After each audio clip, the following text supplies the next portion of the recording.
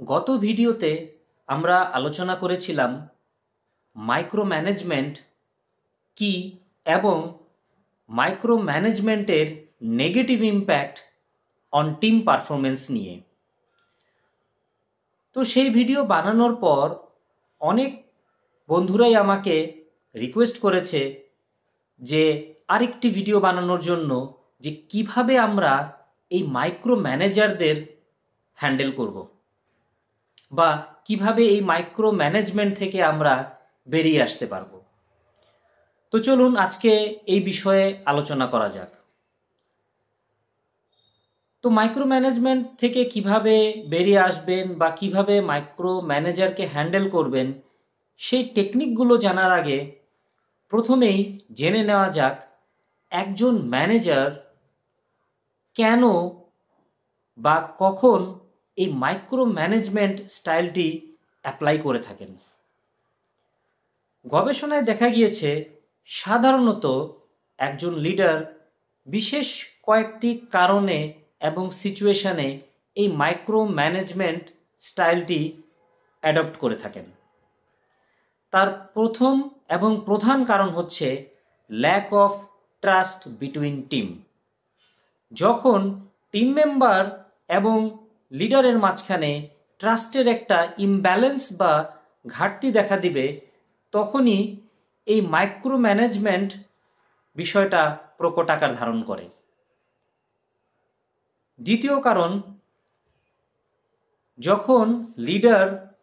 মনে করে যে তার টিম মেম্বাররা যথেষ্ট ক্যাপেবল না তার উপর অর্পিত যে দায়িত্ব বা প্রজেক্ট সেটা ঠিকমতো কমপ্লিট করার জন্য, তখন তার ভিতর একটা এক্সট্রা প্রেশার কাজ করে এবং এই প্রেশার থেকেই সে এই মাইক্রো ম্যানেজমেন্ট স্টাইলের দিকে ধাবিত হয়। এবং 3 নাম্বার আরেকটি কারণ, বা এটাকে সিচুয়েশন আমরা বলতে পারি, যখন লিডার বা ম্যানেজার খুব গুরুত্বপূর্ণ কোনো দায়িত্ব পান বা প্রজেক্টে কাজ করেন যেটার পাস বা ফেল করা তার ক্যারিয়ারের উপরে খুব বড় ধরনের ভূমিকা রাখে, সেই সমস্ত সিচুয়েশানে সে যখন হাইলি টেন্সড থাকেন তখন সে এই মাইক্রো ম্যানেজমেন্ট স্টাইলটা অ্যাডাপ্ট করে থাকেন। তো আমরা বুঝলাম প্রধানত কি কি কারণে একজন ম্যানেজার মাইক্রো ম্যানেজমেন্ট অ্যাডাপ্ট করে থাকেন। এর পাশাপাশি কিছু ম্যানেজার আছেন যাদের ন্যাচারাল ক্যারেক্টারই হচ্ছে খুব কন্ট্রোলিং, দ্যাট মিন্স তারা খুব অটোক্রেটিক, তার টিমের সব কন্ট্রোল তার হাতেই থাকতে হবে, টিম মেম্বার কখন কি করছে প্রতিটি মিনিটের প্রতিটি পদক্ষেপের খোঁজ তাকে রাখতে হবে। এই ধরনের মেন্টালিটি বা ক্যারেক্টার বৈশিষ্ট্য যেই ম্যানেজাররা আছেন তারা স্বভাবতই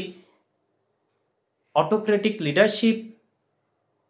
প্র্যাকটিস করার পাশাপাশি এই মাইক্রো ম্যানেজমেন্টও অনেক ক্ষেত্রে তারা প্রয়োগ করে থাকেন। তো এখন আমরা আলোচনা করি যে কিভাবে আমরা এই মাইক্রো ম্যানেজারদের হ্যান্ডেল করব। সবচেয়ে ইফেক্টিভ এবং ইফিশিয়েন্ট টেকনিক হচ্ছে আপনার উপর যখন কোনো কাজের দায়িত্ব আসবে তখন আপনি আপনার এই মাইক্রো ম্যানেজার বসের সাথে বসে টোটাল তার এক্সপেকটেশন, আপনার কাছ থেকে সে কি চায়, কোন কোয়ালিটির ডেলিভারি চায় এবং কি ধরনের রেজাল্ট হলে সে স্যাটিসফাইড হবে, এই বিষয়গুলো নিয়ে একেবারে ওপেন ডিসকাশন করে একটা রেজাল্ট সেট করে নেওয়া এবং এখানে একটা ফ্রেমওয়ার্ক তৈরি করে নেওয়া যে সে আপনার কাছ থেকে কি চাচ্ছে এবং এই টোটাল প্রজেক্টটি বা টাস্কটি সে চাচ্ছে যে আপনি কতদিনের মধ্যে সেট করেন, যেই ডেটের মধ্যে আপনি কমপ্লিট করতে পারবেন। এবং এই টোটাল প্রজেক্টটি যদি ধরেন হয় 1 মাসের, তাহলে এর ছোট ছোট মাইলস্টোন ঠিক করে নেন যে 1 সপ্তাহ বা 4 দিন পর পর আমি এইটুক কাজ কমপ্লিট করব এবং এই কাজটা কমপ্লিট করার পর আমি একটা ফিডব্যাক দিব। অথবা এভাবেও সেট করতে পারেন যে প্রতি 7 দিন পর পর আমি নিজে থেকেই ওনাকে একটা ফিডব্যাক দিব যে আমার কাজ কতটুকু হলো এবং কাজের কোনো প্রবলেম হলো কি না। তো এভাবে যদি আমরা প্রথমেই কাজটা শুরু করার আগেই যদি টোটাল টাইম লাইন এবং প্রতিটা কাজের ছোট ছোট মাইলস্টোন এবং কখন আমরা আমাদের বসদেরকে ফিডব্যাক দিব এটা যদি ওনার সাথে আগেই ঠিক করে নেওয়া থাকে, তাহলে ওনার এই মাইক্রো ম্যানেজমেন্টের যে কিছু সিমটম আছে, যেগুলো হচ্ছে ঘন ঘন ফিডব্যাক চাওয়া, কন্টিনিউয়াস প্রোগ্রেশন ট্র্যাকিং করা, অথবা বারবার প্রেশারাইজ ক্রিয়েট করা যে কাজ ঠিকমতো হচ্ছে না, যে গতিতে হওয়ার কথা সেই গতিতে হচ্ছে না, এই যে প্রেশার বা কন্টিনিউয়াস ওভার ফলো আপ, এই বিষয়গুলো অনেকটা কমে আসবে। দেন আরেকটা টেকনিক আমরা অ্যাপ্লাই করতে পারি, সেটা হচ্ছে তার সাথে যখন আমাদের কমিউনিকেশন হবে যে আমরা আমাদের এই কাজের প্রতি 3 দিন বা প্রতি 7 দিন পর পর এইটুক কাজ আমি কমপ্লিট করব এবং আমি একটা ফলো আপ দিব, এবং এই ফলো আপে মাধ্যমে নিজেকে অ্যাকাউন্টেবল হিসাবে তার সামনে তুলে ধরতে হবে। তার যে কনফিডেন্সের একটা গ্যাপ ছিল যে আপনি আদৌ অ্যাকাউন্টেবল কিনা, ট্রাস্টওয়ার্দি কিনা এই কাজটা কমপ্লিট করার জন্য, এই যে সন্দেহ, এই জিনিসটা তখন কমে আসবে।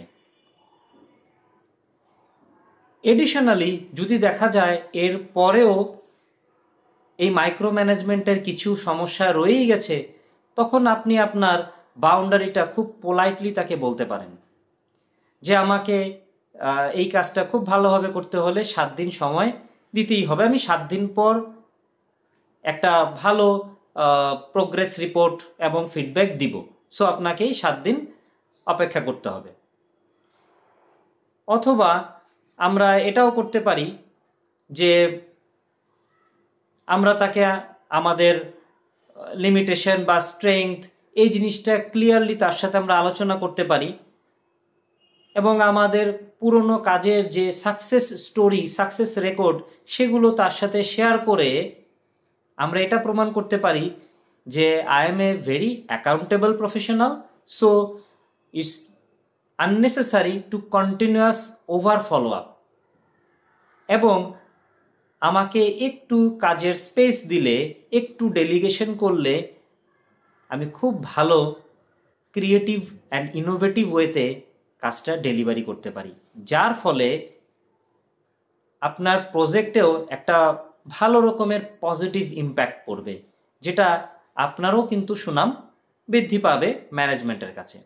এভাবে আমরা একটা এগ্রিমেন্টে চলে আসতে পারি এবং একটা কনফিডেন্স, ট্রাস্ট, এই বিষয়গুলো আমরা বোথ মিউচুয়াল দুই পার্টির সাথেই ডেভেলপ করতে পারি। এটা যদি আমরা করতে পারি, অনেকাংশেই আমাদের এই মাইক্রো ম্যানেজমেন্ট টেন্ডেন্সি বা প্র্যাকটিস অনেকটা কমে আসবে। আশা করি এই টেকনিকগুলো আপনারা আপনাদের কর্মক্ষেত্রে ব্যবহার করবেন এবং এর থেকে সুফল অর্জন করতে পারবেন।